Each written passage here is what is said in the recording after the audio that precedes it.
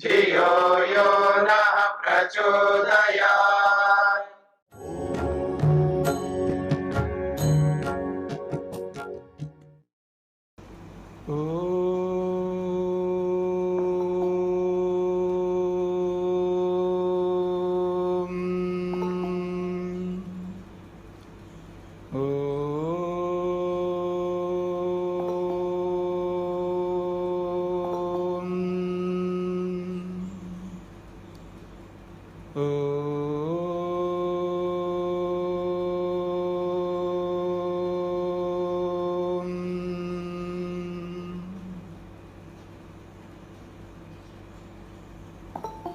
हाँ जी,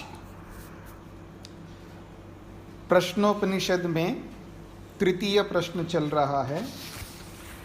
प्राण, अपान, व्यान, उदान, समान, इन पांचों प्राणों की चर्चा में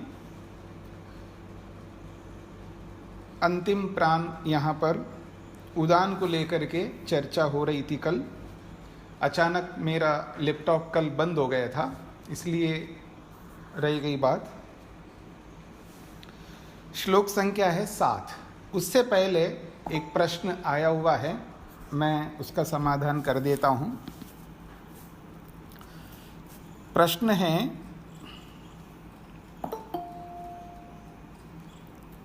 देश काल समय से रहित किए जाने वाले अनुष्ठान से क्या अभिप्राय है।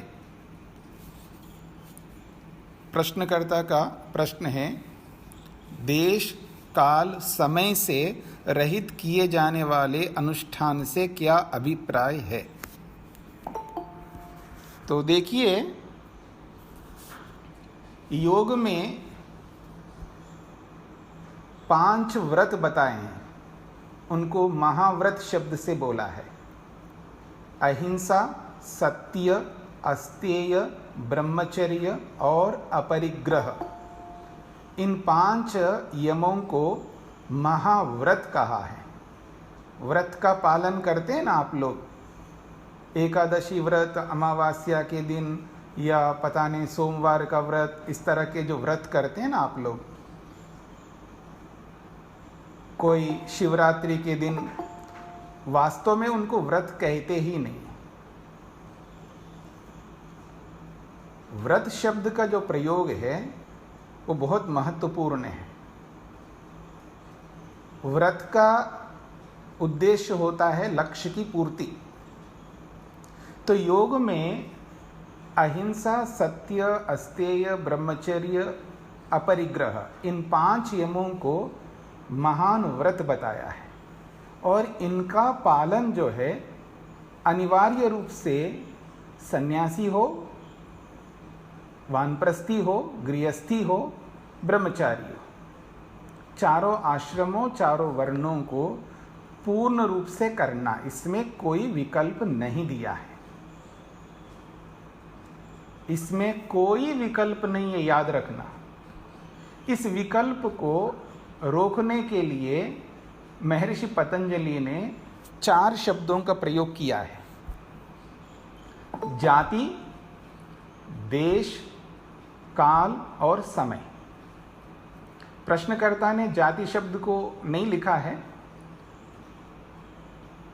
लेकिन महर्षि पतंजलि ने 4 बातें लिखी है: जाति, देश, काल और समय। इन चारों में व्यक्ति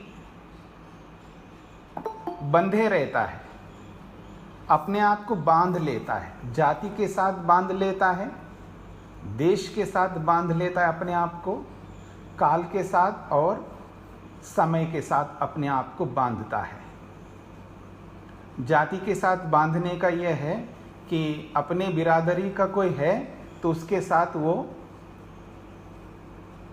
साथ देता है, उसकी कितनी गलती हो, चाहे वो पति हो, चाहे पत्नी हो, चाहे वो बेटा हो, चाहे बेटी हो, चाहे वो अपने समधी हो या कोई भी उसके निकट के रिश्तेदार हो, अथवा अपने बिरादरी का हो। बिरादरी समझते होंगे आप अच्छी तरह, बिरादरी की तो अच्छी तरह समझते हैं आप लोग। मैं अक्सर हंसी में बोल देता हूँ, नाम के अंत में एक पूंछ लगा के चलता है व्यक्ति, उसको पूंछ बोल देता हूँ, उसके साथ चिपका रहता है व्यक्ति। किसी को बुरा लगे तो बुरा मत माने,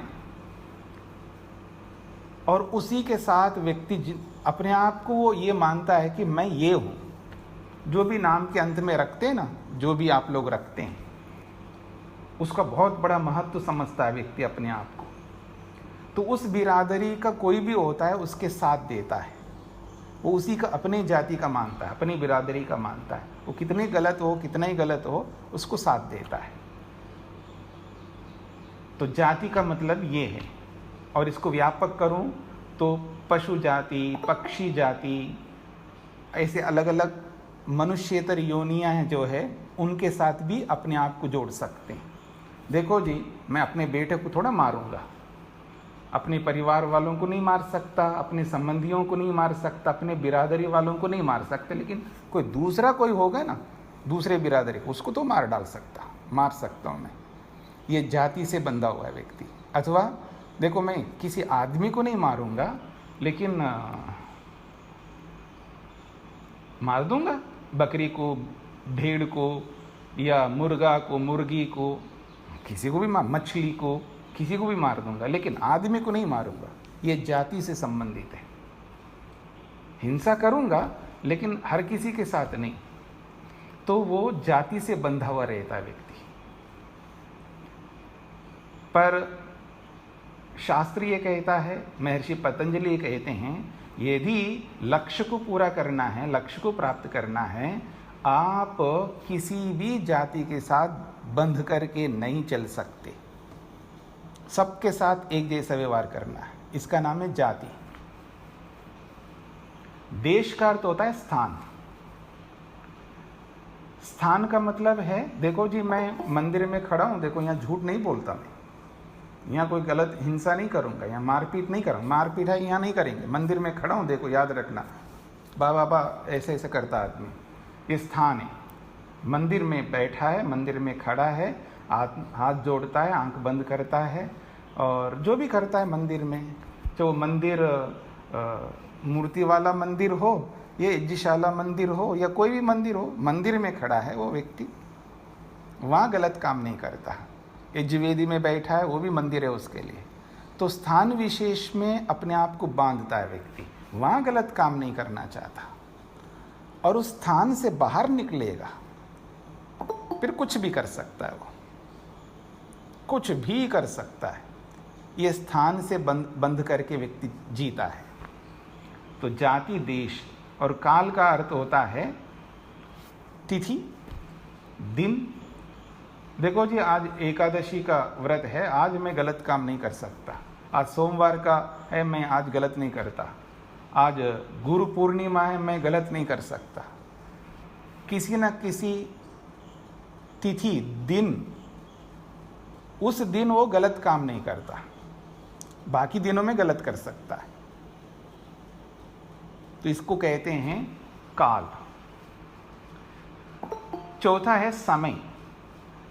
वैसे व्यवहार में काल और समय एक होता है, पर यहां समय शब्द का अर्थ अलग है। समय कहते हैं परिस्थिति विशेष, व्यक्ति विशेष। देखो, बड़े लोग हैं ना, बड़े लोगों के साथ मैं गलत नहीं कर सकता, गुरु के साथ गलत नहीं कर सकता, माता पिता बड़े हैं उनके साथ गलत नहीं कर सकता। जो बड़े बड़े लोग होते हैं उनके साथ नहीं कर सकता मैं, बाकी किसी के साथ कुछ भी कर सकता हूं मैं। ये परिस्थिति विशेष यानी व्यक्ति विशेष। समय का अर्थ है व्यक्ति विशेष को ध्यान में रखते हुए वो गलत नहीं करता, बाकी किसी के साथ गलत कर सकता है। तो महर्षि पतंजलि कहना चाहते हैं, चाहे वो हिंसा हो, चाहे वो झूठ हो, चाहे वो चोरी हो, चाहे वो व्यभिचार हो, चाहे वो संग्रह करना हो, ये पांचों न जाति के साथ आप बांध के चल सकते हैं, न स्थान के साथ बांध के चल सकते हैं, न दिनों को ध्यान में रख करके चल सकते हैं, न व्यक्ति विशेष को ध्यान में रख करके। सबके साथ पालन करना है, किसी के साथ हिंसा नहीं कर सकते, किसी भी जाति की हिंसा नहीं कर सकते, किसी भी स्थान में आप हिंसा नहीं कर सकते। ये सबके साथ है। सबके साथ का मतलब है चाहे वो हिंसा हो, चाहे वो झूठ हो, चाहे वो व्यभिचार हो, चाहे वो चोरी हो, चाहे परिग्रह हो, कहीं पर भी नहीं कर सकते। सबके साथ, पांचों के साथ लागू करेंगे, न जाति के साथ, न देश के साथ, न काल के साथ, न व्यक्ति विशेष के साथ, किसी से न बांध करके सबके साथ एक जैसे व्यवहार करते हुए यम का पालन व्यक्ति करता है तो उसको महाव्रत कहा। और सार्वभौम महाव्रत कहा इसको, यानी यूनिवर्सल लॉ। एक प्रकार से पूरी धरती पर कहीं भी जाओ, इसमें कोई विकल्प नहीं है, सबको अहिंसा का पालन करना, वो भी 100%, सत्य का पालन करना 100%, ब्रह्मचर्य का पालन करना 100%, अस्तेय का पालन 100%, अपरिग्रह का पालन 100%। जब ऐसा कोई व्यक्ति करता है, इस महाव्रत का पालन करता है, वो मुक्ति को प्राप्त करता है, ये योग कहता है। तो प्रश्नकर्ता का जो प्रश्न था वो यही है कि देश काल समय से परे होकर के क्या है वो अनुष्ठान जिसको किया जाता है। तो ये वो अनुष्ठान है जो अहिंसा, सत्य, अस्तेय, ब्रह्मचर्य और अपरिग्रह, इन पांचों का अनुष्ठान इन 4 चीज़ों से बंध करके नहीं किया जाता है, इनसे परे होकर के सबके साथ एक जैसा व्यवहार किया जाता है। और जिस दिन हम ऐसा करेंगे उस दिन समझ लेना हमारा रास्ता बिल्कुल साफ हो जाएगा, हमारा द्वार खुल जाएगा, हमारा नैया जो है पार हो जाएगा। ये इसका अभिप्राय है। तो हम आगे बढ़ते हैं अब क्लास की ओर। हाँ जी, स्वामी जी एक प्रश्न पूछ सकती हूँ? जी बिल्कुल। स्वामी जी, ये पुरुष और प्रकृति नित्य है जी। और पुरुष प्रकृति तो नित्य है, लेकिन स्वामी जी ये आकाश और काल भी तो पगले अवस्था में भी तो रहता है, तो इसे नित्य क्यों नहीं कहते? आकाश और काल समय। अच्छा, ऐसा है। आकाश का अर्थ होता है 2।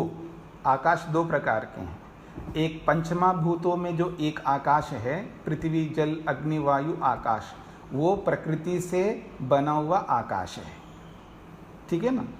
यानी तन्मात्राओं में जो शब्द तन्मात्रा है उससे आकाश बनता है, वो उसका रॉ मटेरियल है। और दूसरा जो आकाश है वो कोई वस्तु नहीं है, वो वस्तु का अभाव है। तो वो अभाव अवकाश है, वो वस्तु ही नहीं है, एक बात। और काल जो है ये व्यवहारिक द्रव्य है, ऐसा ऐसी कोई वस्तु नहीं है, ये समझने के लिए है, इसको कहते हैं व्यवहारिक द्रव्य। जी, इसलिए 3 ही पदार्थ।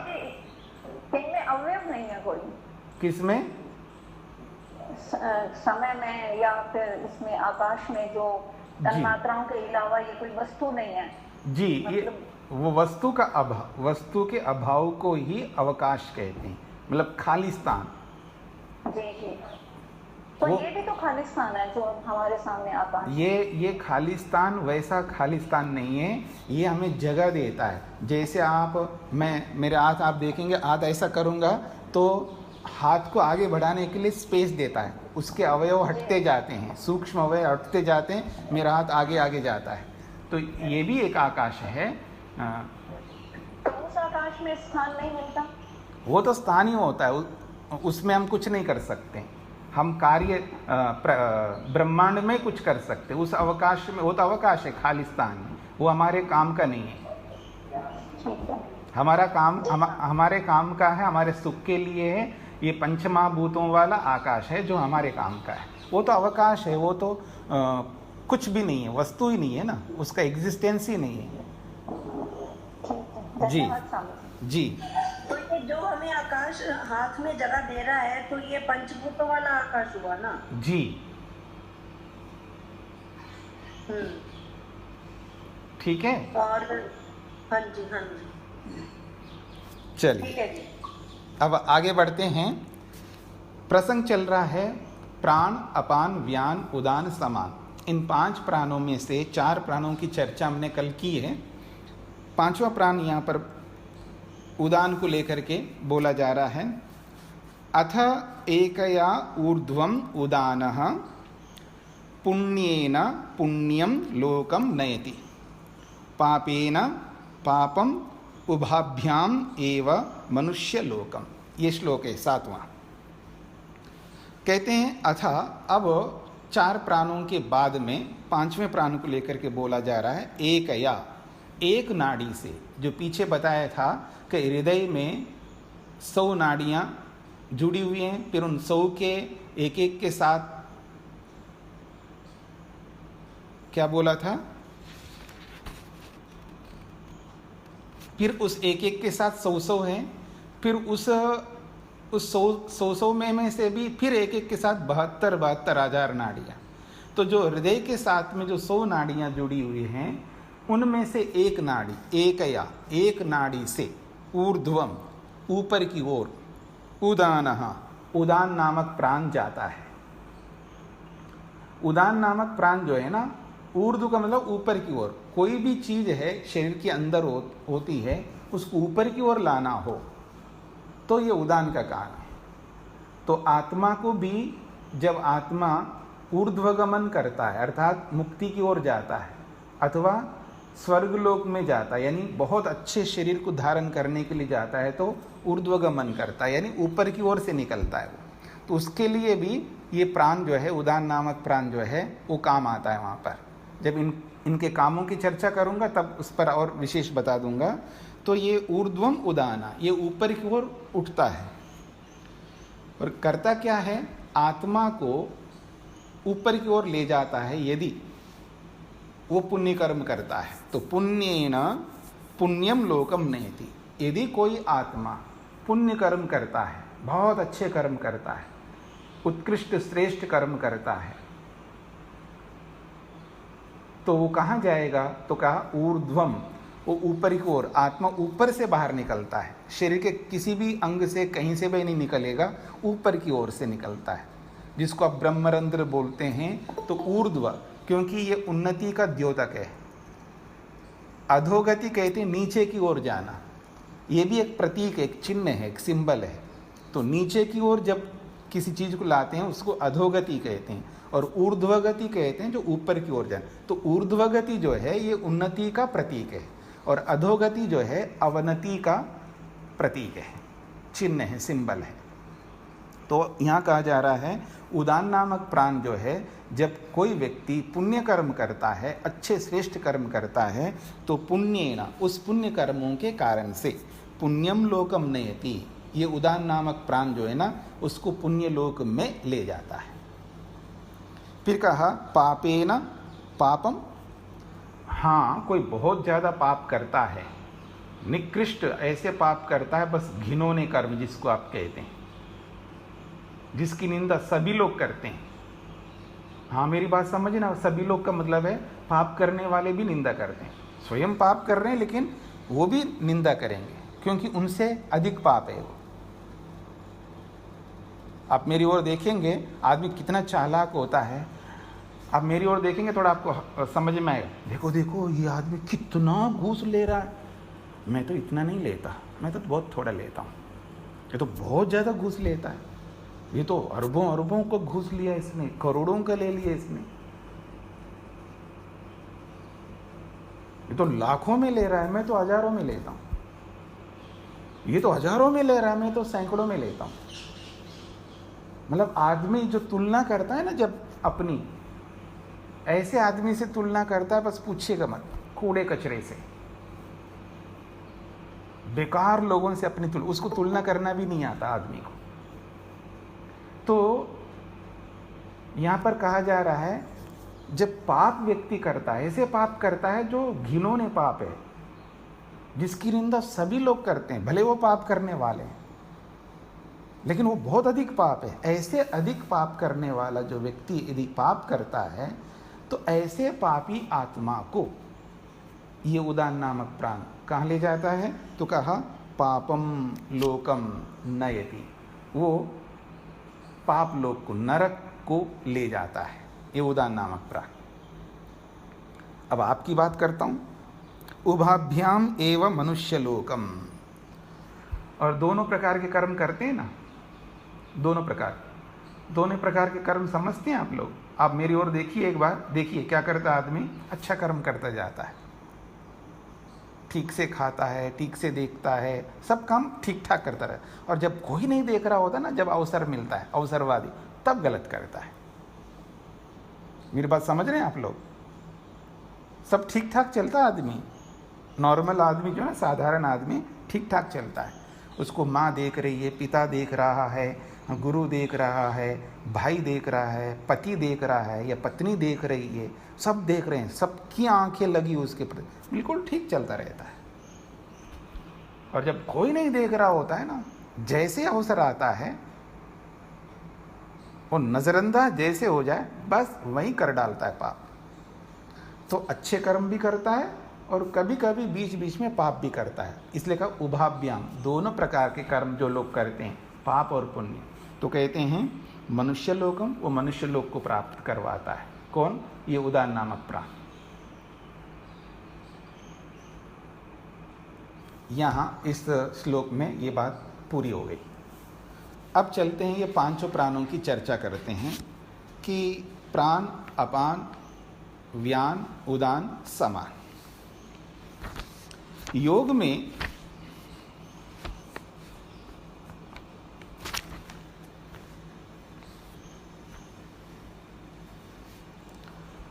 महर्षि पतंजलि ने एक सूत्र बनाया उदान नामक प्राण को लेकर के।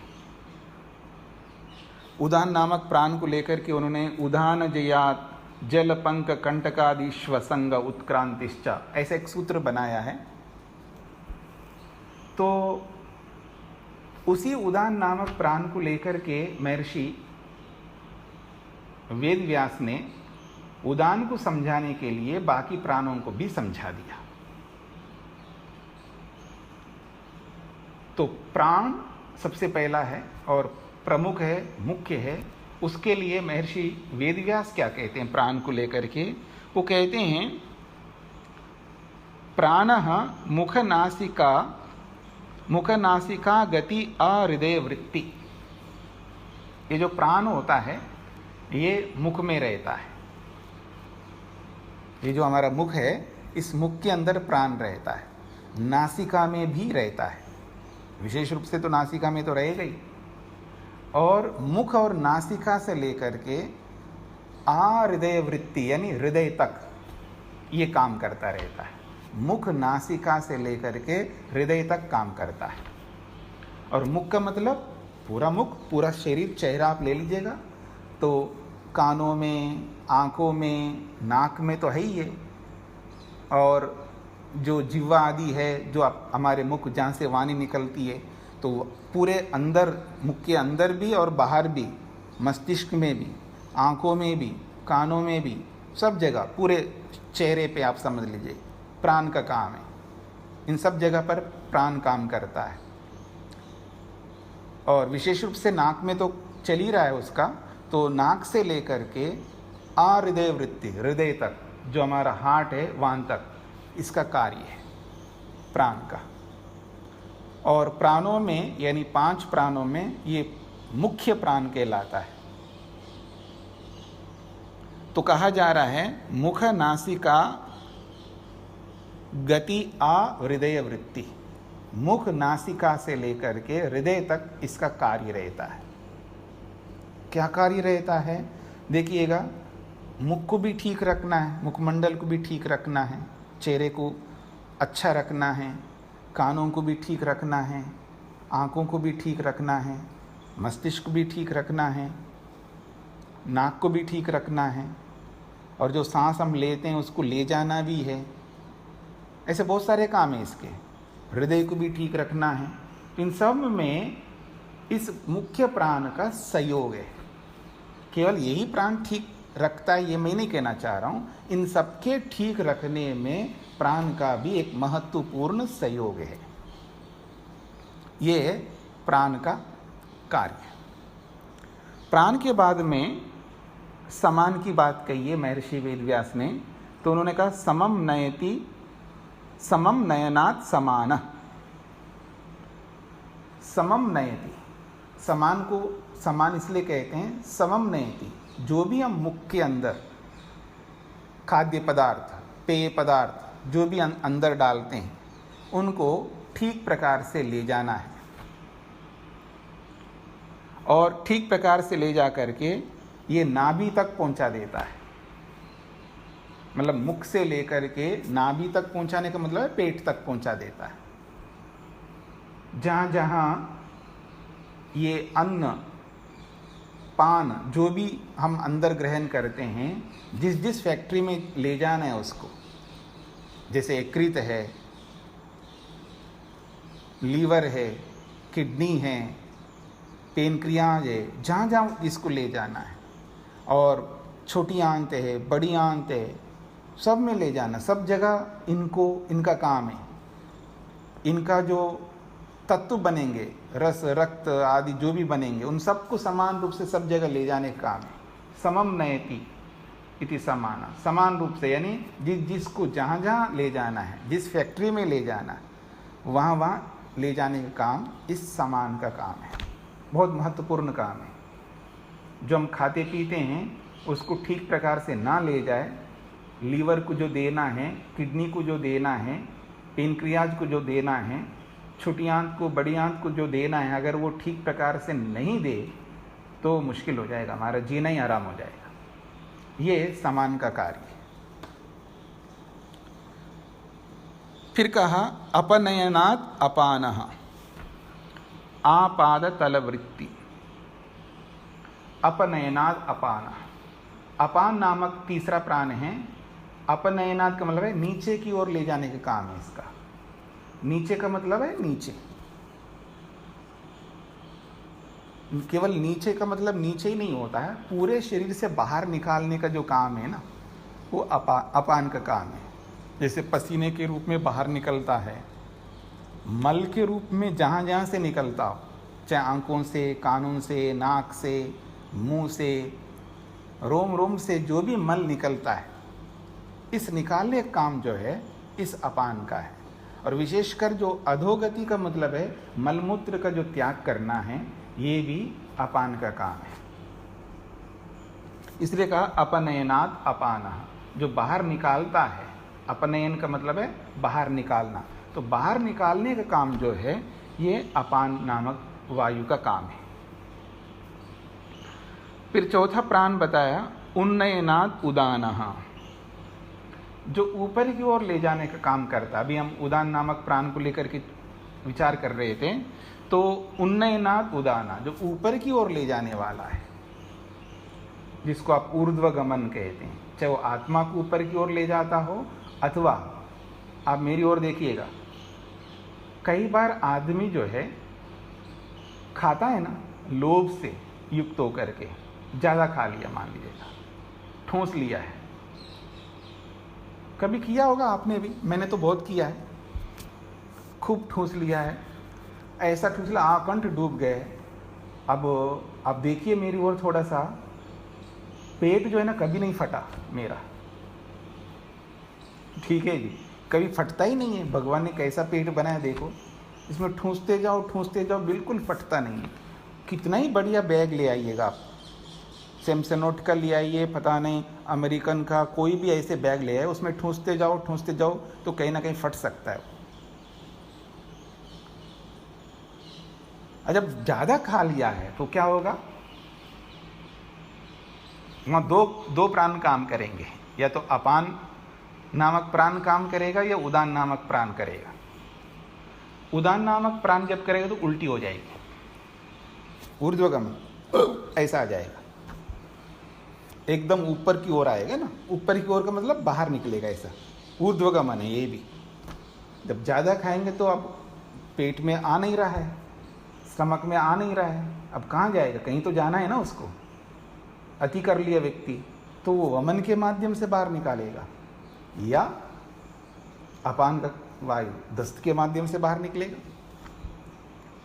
तो यहाँ उदान की बात हो रही, तो मैं उदान की बात कहूँगा, उन्नयनात् उदाना, ये ऊपर की ओर ले जाने का काम है, चाहे उल्टी है, और भी बहुत सारे काम हैं, बताऊंगा मैं आपके आगे, क्योंकि इनके जो भाई लोग हैं ना, इनके साथ में इनके हेल्पर्स जो है वो काम करते हैं साथ में, तब और विस्तार से बता दूंगा।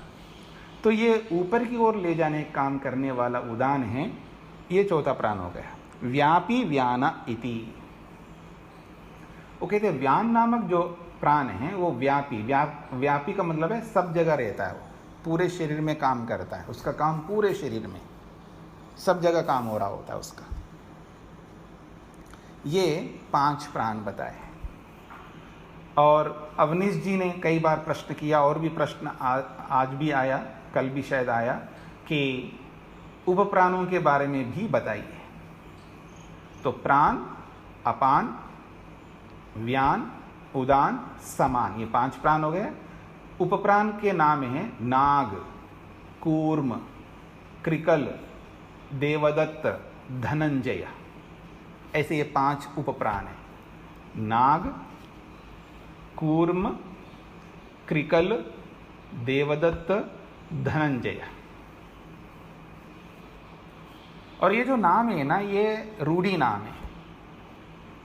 रूढ़ी नाम का मतलब होता है शब्दों का जो अर्थ है वो वैसा नहीं है, जैसे प्राण, अपान, व्यान, उदान, समान के जैसे शब्द हैं वैसे उनके अर्थ हैं, वैसे इन शब्दों का अर्थ शब्दार्थ के रूप में वैसे नहीं है।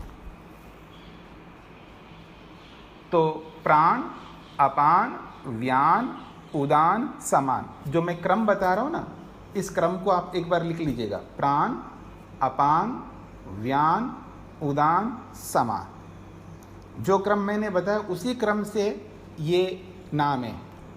नाग, कूर्म, कृकल, देवदत्त, धनंजय। यानी प्राण के साथ नाग है, यानी प्राण का उपप्राण है नाग, अपान का उपप्राण है कूर्म, और प्राण, अपान, व्यान, व्यान का जो उपप्राण है वो है कृकल। प्राण, अपान, व्यान, उदान, उदान का जो उपप्राण है वो देवदत्त, और व्यान का जो उपप्राण है वो धनंजय। ये उपप्राण है, नाग, कूर्म, कृकल, देवदत्त, धनंजय, ये 5 उपप्राण कहलाते हैं।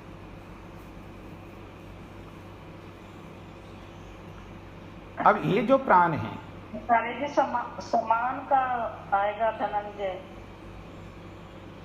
हाँ जी, समान आएगा ना धनंजय। जो मैं बता रहा हूं वो आप मेरी बात समझने का प्रयत्न करिएगा। आप जो बता रहे हैं, समान का ही तो बताया धनंजय। किसने बताया? हाँ जी, किसने बताया? स्वामी जी, समान के सामने धनंजय लिखवाया ना आपने? मैंने लिखवाया? अभी बोला ना आपने। अच्छा, आपने व्यान 2 बार बोला है स्वामी जी, व्यान। अच्छा, व्यान 2 बार बोला है, तो फिर बोल देता हूं। प्राण, अपान, व्यान, नहीं, प्राण, अपान, समान, उदान और व्यान, ऐसे ही बोला है ना पहले? नहीं, पहले प्राण, अपान, व्यान, उदान, समान, ऐसा बोला है क्या? तो इसको मैं अपान, व्यान, उदान, समान ऐसे बताया। अच्छा, प्राण, अपान, व्यान, उदान, समान, अच्छा अच्छा, ऐसा बोला है क्या? इसको फिर दोबारा बदल देता हूं मैं। हाँ, तो करेक्ट बोलिए। हाँ, तो धनंजय जो है ये व्यान के साथ जोड़ दीजिएगा, धनंजय को।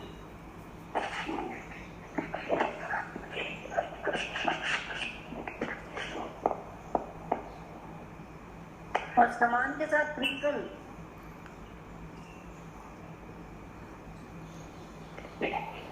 प्राण, अपान, समान, उदान, व्यान, ऐसा लिखिएगा।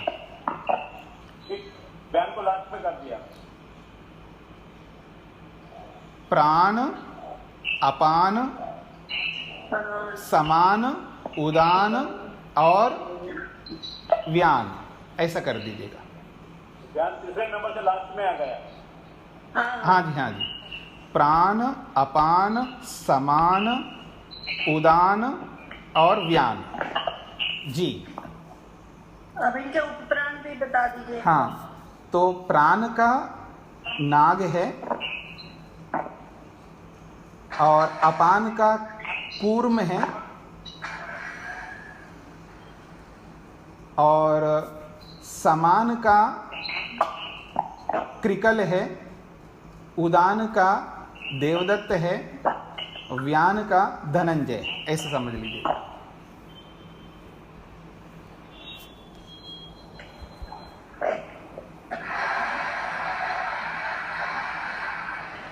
हाँ, आप लोग वो बना दीजिएगा, म्यूट करके रखिएगा।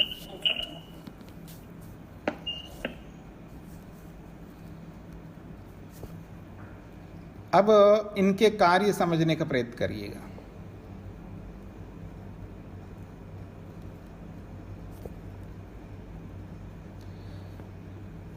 नाग का जो काम है विशेष रूप से चेतना का ग्रहण करना है। आत्मा की जो चेतना है ना, आत्मा की जो चेतना है, उस चेतना को पकड़ने का काम नाग करता है। नागो गृह्णाति चैतन्यम, संस्कृत में है ये। नागो गृह्णाति चैतन्यम कूर्मश्चैव निमेषणम।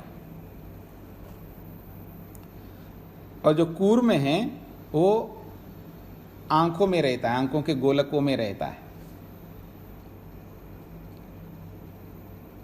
और क्रिकल जो है ये भूख प्यास के लिए काम करता है।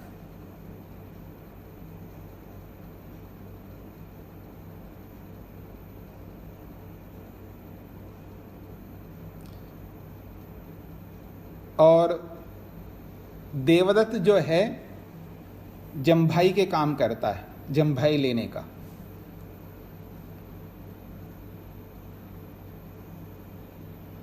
और उदान नामक जो प्राण है, नहीं, ये धनंजय जो है, ये जब हम बोलते हैं ना, बातचीत करते हैं, शब्द का उच्चारण करते हैं, शब्द के उच्चारण में काम आता है। और जब शरीर से आत्मा बाहर निकलता है तब शरीर फूल जाता है। तो शरीर को ना फूले ऐसा काम धनंजय का काम है। शरीर को खींच के रखना, शरीर को बिल्कुल खींच के रखने का काम धनंजय का काम है।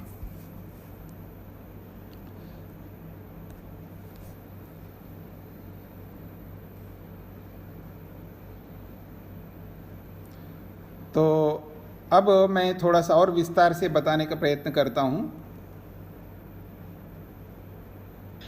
स्वामी जी, नाक का क्या काम बताया? नाक का चेतनता, चेतनता। और भी काम है नाक के, लेकिन एक चेतनता भी है। तो स्वामी जी, एक छोटा सा इसमें प्रश्न। हाँ जी, बोलिए। स्वामी जी, आपने बताया कि जो धनंजय है उसका काम मृत शरीर को भी खींच के रखना है। तो जब आत्मा निकल जाती है उसके साथ प्राण भी निकल जाते हैं, तो फिर ये फंक्शन कैसे करेगा स्वामी जी? मैंने ये नहीं कहा खींच के रखना, मैंने कहा शरीर, जब कोई व्यक्ति मर जाता है तो शरीर फूल जाता है। क्यों फूलता है? क्योंकि धनंजय नामक प्राण निकल गया। और जब शरीर में धनंजय रहता है आत्मा के साथ में, तब उसको फूलने नहीं देता, उसको खींच के रखता है, ये बोला था। जी जी, धन्यवाद। जी जी। नाक का फिर और काम समझ लीजिएगा। नाग जो है कंठ से मुख से लेके कंठ तक ये इसके काम रहते हैं, मुख से लेके कंठ तक। और डकार करना है, इचकी लेना है, ये काम नाक का है। डकार लेना, इचकी लेना, ये काम नाक के हैं।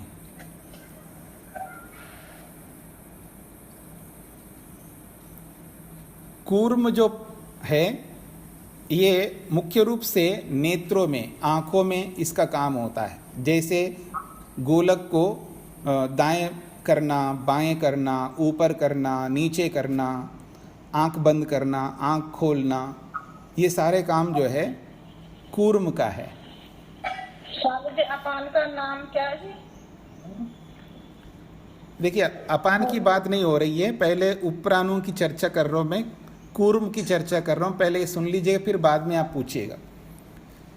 मैं कह रहा था कूर्म जो है इसका मुख्य काम है आंखों का, इसलिए आंखों में रह करके आंख के गोलकों को दाएं करना, बाएं करना, ऊपर करना, नीचे करना, गोल घुमाना, आंखें बंद करना, पलकों को बंद करना, खोलना, ये सब काम जो है ये कूर्म के हैं। और क्रिकल का जो काम है, भूख लगाना, प्यास लगाना, भूख प्यास, क्रिकल के जो मुख्य काम हैं, भूख लगाना, प्यास लगाना, ये क्रिकल के मुख्य काम है।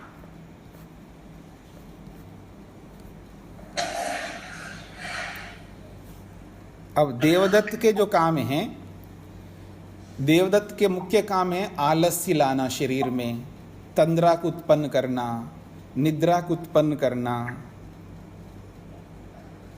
ये देवदत्त के मुख्य काम है।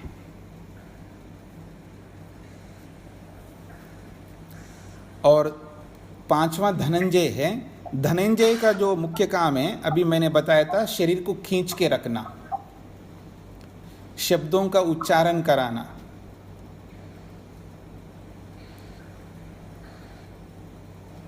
मांसपेशियों को सुंदर बनाना,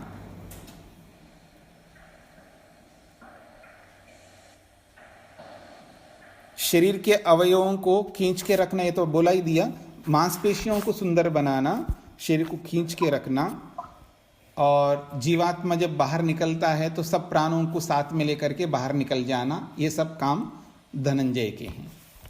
तो नाग, कूर्म, क्रिकल, देवदत्त, धनंजय, ये 5 प्राणों के बारे में मैंने आपके सामने रख दिया है। अब कोई पूछ रहे थे अपान के बारे में, अब पूछिए क्या पूछना है।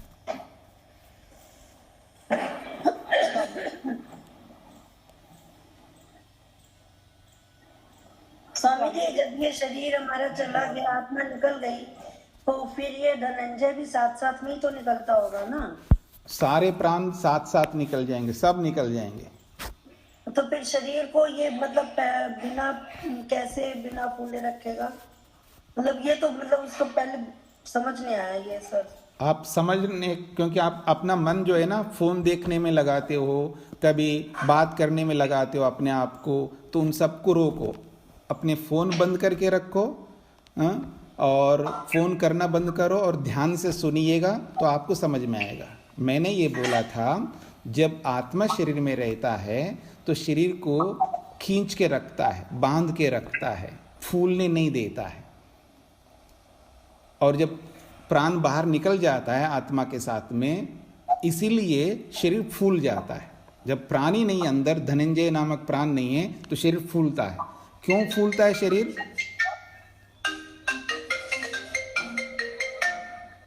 ये आपका फोन चल रहा था, इसलिए मैंने बोला था।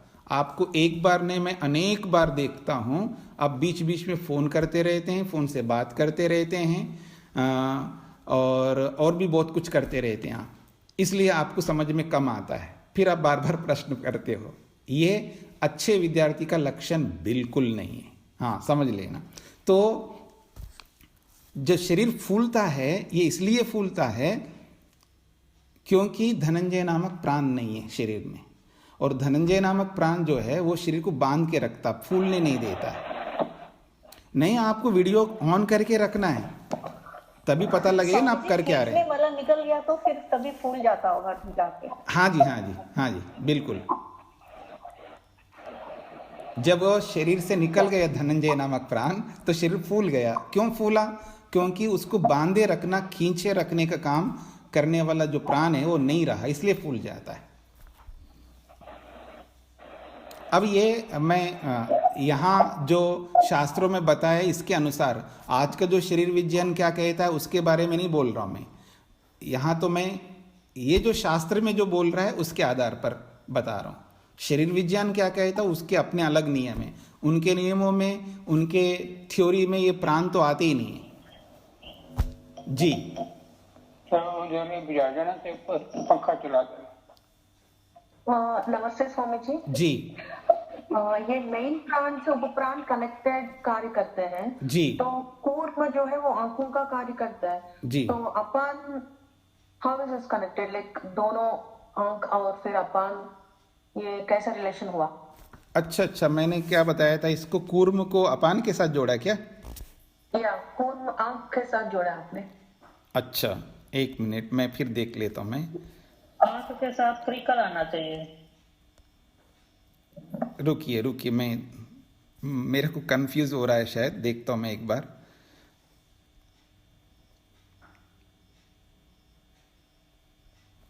नहीं वो ठीक है, ठीक ही बोला है मैंने, क्योंकि आंखों के साथ जुड़ा है, उसके साथ में अपान को ही कहेंगे, क्योंकि ये जो बातें जो भी बता रहा हूँ मैं, एक शास्त्र है जिसको कहते हैं घेरंड संगीता, मतलब योग के जो शास्त्र हैं, घेरंड संगीता, हठ प्रयोग, दीपिका, ऐसे बहुत सारे शास्त्र हैं, उसमें से देख करके बता रहा हूँ, उसी में हम लोगों ने पढ़ाई की है, तो उन्होंने जैसे बताया वैसा ही मैं आपको बता रहा हूँ, क्योंकि जो हमारे वैदिक ग्रंथों में अभी तक मेरे को नहीं मिला, केवल स्वामी दयानंद ने लिख दिया है नाग, कूर्म, कृकल, देवदत्त, धनंजय, उसका वर्णन नहीं किया कि ये क्या काम करते हैं। और जो प्रामाणिक योग का ग्रंथ है, योग शास्त्र, योग दर्शन, उसमें इन उपप्राणों की चर्चा नहीं आई है, और भी बहुत सारे शास्त्रों को देखा है तो उसमें नहीं आए, लेकिन जो योग से संबंधित जो घेरंड संगीता है उसमें मेरे को मिला है ये सब, और उसी के आधार पर मैं इसलिए देख करके बता रहा हूँ। मैं मतलब पहले भी देखा हुआ है, पहले से भी जानता हूँ, पर अब ताज़ा आप लोग पूछ रहे हैं तो फिर देखना पड़ेगा ना, तो एक बार देख करके बता रहा हूँ मैं। स्वामी जी, हाँ जी। लेकिन इसमें अपान जो है वो मल मूत्र के त्याग का करता है जी, और कुर्म जो है अपान का ही कुर्म है, और कुर्म आंखों को जो गोलकों को इधर उधर करता है, तो ये दोनों ही ऑपोजिट चीज हो गई ना। ऐसा है, आप देखेंगे अविद्या जो है ना, अविद्या एक ही चीज है ना, अविद्या एक ही है, पर उसका एक राग भी है और एक उसका द्वेष भी है। अविद्या एक ही है, राग भी अविद्या है, द्वेष भी अविद्या है, फिर भी अपोजिट काम करते हैं ना। तो ये मत देखिएगा, क्योंकि वो प्राण एक मुख्य रूप से एक ही है प्राण, उस एक प्राण के विभाग कर दिया, प्राण को अपान बना दिया, प्राण का एक विभाग को समान बनाया, प्राण का एक विभाग को उदान बनाया, प्राण का एक विभाग को व्यान बनाया, भेद कर दिया ना। तो है तो वास्तव में एक ही प्राण है, पर उस एक प्राण के 5 प्राण बना दिया, फिर उन 5 के भी फिर कुछ अपने और सहयोगी बना दिया, जिनका नाम नाग, कूर्म, कृकल, देवदत्त, धनंजय रखा है।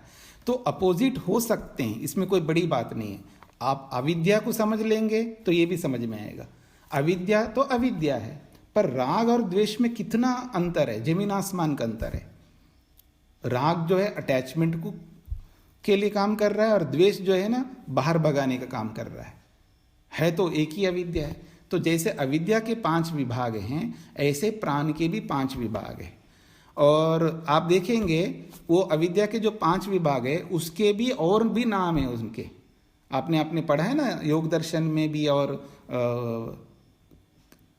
क्या नाम है, सांख्य दर्शन में मोह, महामोह, ऐसे बहुत सारे नाम दिए, और मच्छर और ईर्षा।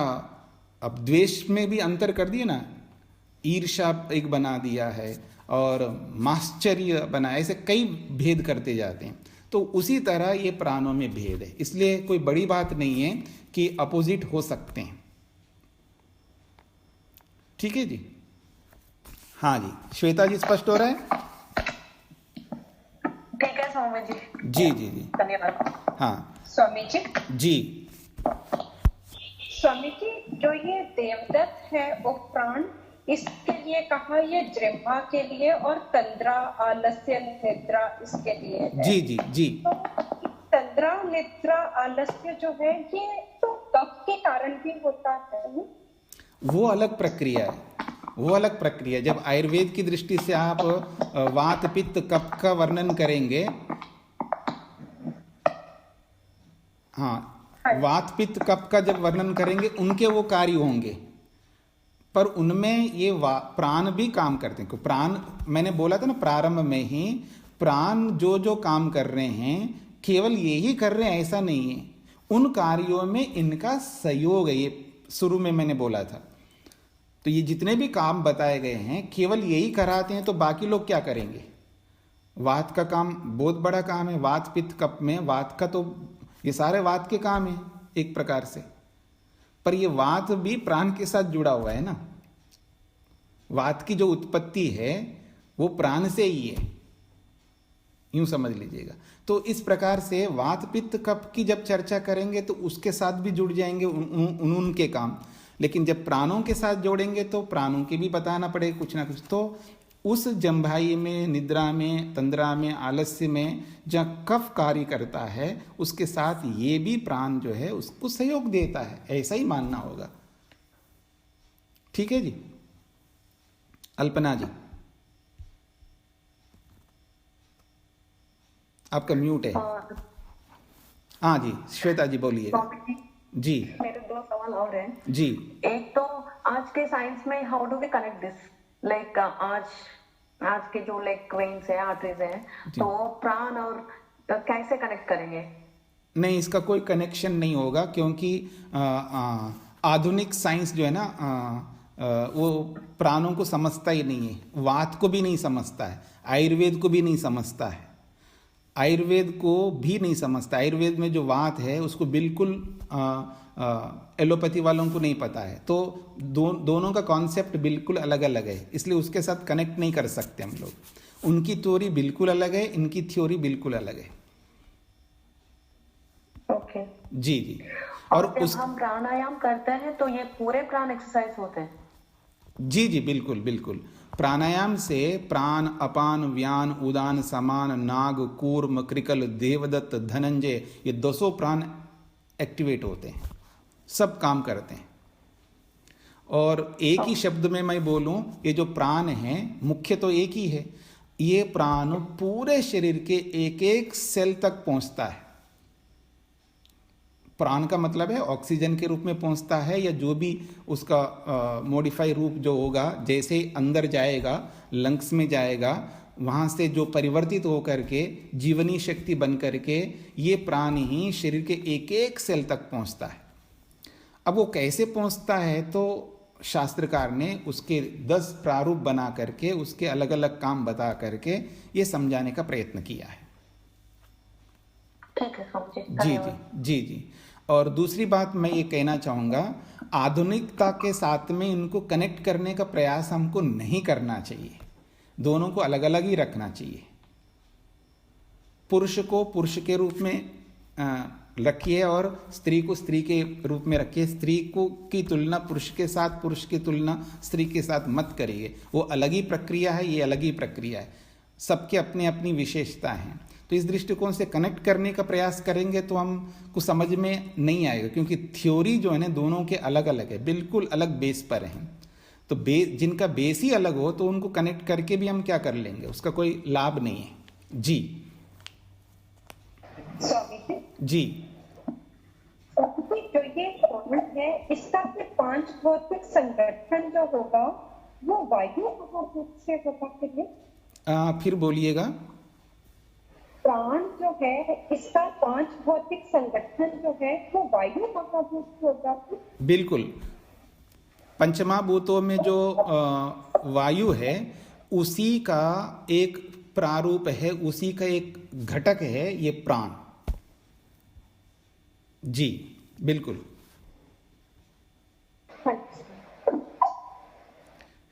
तो अब 10 प्राण आपके सामने आ चुके हैं जी। इन 10 प्राणों के बारे में किसी कोई बात पूछनी हो तो पूछ सकते हैं। इसमें विस्तार में जाने की कोई ऐसी इतनी ज़्यादा हमें आवश्यकता नहीं है, बस इतना समझ लीजिएगा, प्राण, अपान, व्यान, उदान, समान, ये 5 प्राण हैं और उसके उपरांत नाग, कूर्म, कृकल, देवदत्त, धनंजय हैं। बस अगर आपको विस्तार से समझना है तो केवल प्राण को लेकर के समझ लीजिएगा, वही हमारे लिए लाभकारी है। ठीक है, तो आगे बढ़ते हैं हम लोग।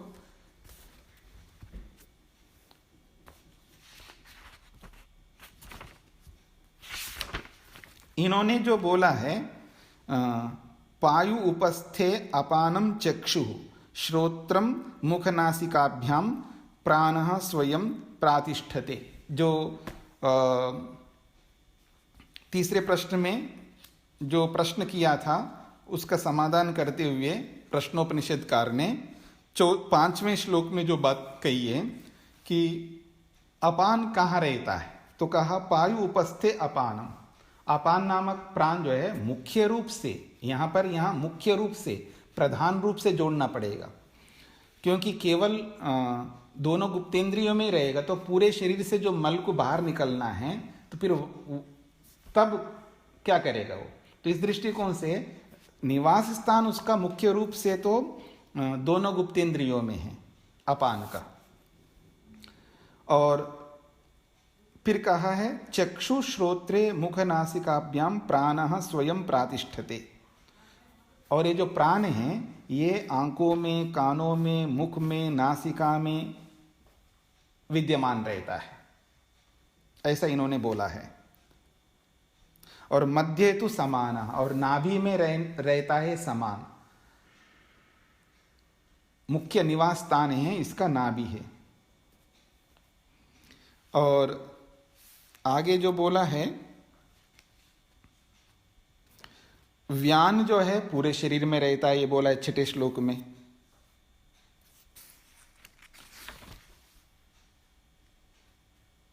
और उदान को कंठ में बोला है। उदान को कंठ में बोला है। और ऐसा ही महर्षि वेदव्यास ने जो लिखा है वो भी इसी तरह लिखा है। प्राण जो है मुख नासिका से लेकर के हृदय तक रहता है, उसका मुख्य निवास स्थान जो है इन्होंने वेदव्यास ने हृदय माना है। वेदव्यास ने इसको हृदय माना है, लेकिन मुख नासिका से लेकर के हृदय तक लिखा है, पर एक स्थान तो बताना होगा तो हृदय समझना है। और समम नयनात् समानश्च अनाभिवृत्ति, और समान जो है वो नाभि बताया। तो प्रश्नोपनिषदकार ने भी नाभि बताया और वेदव्यास ने भी नाभि बताया। और अपनयनाद अपाना आपादतल वृत्ति, इन्होंने ऐसा स्पष्ट संकेत तो नहीं किया है, लेकिन ये पायु उपस्थ जो बोला है यहाँ पर 2 गुप्तेंद्रियों में रहने का प्रश्नोपनिषदकार ने, और वेदव्यास ने ऐसा कोई स्पष्ट संकेत नहीं किया है। उन्नयनाद उदाना, ऊपर की ले जाने वाला उदान, ये तो बोला है। आशिरोवृत्ति, सिर तक, यानी कंठ से लेके सिर तक ये काम करता है उदान नामक प्राण, ऐसा बताया गया है। तो केवल कंठ से लेकर के सिर तक ही ऐसा नहीं है, वो नीचे से जो भी ऊपर आएंगे, यानी पांव से लेकर के जो भी ऊपर की ऊर्ध्वगमन जो भी होगा, अंगूठे से लेकर के ऊपर तक जो भी ऊपर आने लगेगा उस सबको उदान नामक प्राण काम करेगा वहां पर। और व्यान का तो दोनों जगह स्पष्ट है, सब पूरे शरीर में रहता है इस तरह का। तो प्राण और अपानों की, प्राण और उपप्राणों की चर्चा हो गई है। और शरीर के अंतर्गत ये 5 प्राण रह करके क्या क्या करते हैं, प्रश्नोपनिषदकार ने प्राण को आध्यात्मिक दृष्टि से बताया है। अब जो आगे प्रसंग चलेगा वो भौतिक दृष्टि से, बाह्य जगत की दृष्टि से बताएंगे। फिर इसकी चर्चा फिर हम लोग कल कर लेते हैं, क्योंकि समय भी लगभग पूरा हो गया है आपका। तो इन्हीं प्राणों से संबंधित किसी कोई बात रह गई हो तो पूछ सकते हो आप। ये व्यान का नहीं बताया स्वामी जी, व्यान कहाँ रहता है? व्यान पूरे शरीर में रहता है। व्यापी इति व्यान, व्यापी का मतलब है पूरे शरीर में व्याप्त होकर के रहता है जी। तो ठीक है जी, बोलिए। स्वामी जी, जब हम लोग मरते हैं तो ये पूरे प्राण शरीर से निकल जाते हैं, फिर जन्म लेते हैं तो यही प्राण फिर आते हैं। ऐसा मान सकते हैं, क्योंकि ऐसा स्पष्ट यहाँ पर कहीं प्रमाण अभी तक आया नहीं है, लेकिन एक जगह संकेत जरूर मिलता है कि कर्मेंद्रियों के स्थान में प्राण शब्द लिखा है स्वामी दयानंद सरस्वती जी ने, तो वहाँ प्राण का अर्थ कर्मेंद्रिया भी लेते हैं और प्राण का अर्थ ये प्राण भी लेते हैं, तो वो भी निकल जाएंगे। तो और वही प्राण होंगे तो इसमें कोई आपत्ति नहीं है, वो भी सकते हैं। मतलब जो आज हमारे शरीर में जो प्राण हैं, 10 प्राण, यही प्राण आगे दूसरे शरीर में भी जाते हैं, तो इसमें कोई ऐसा आपत्ति दिख नहीं रही है, मान सकते हैं हम लोग।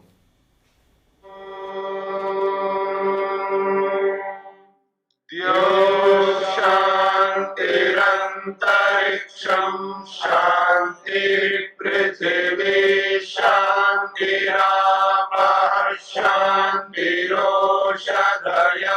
शांतिः वनस्पतयः शांतिर्विश्वे देवाः शांतिर्ब्रह्म शांति सर्वं शांति शांतिरेव शांति शामा शांतिरेधि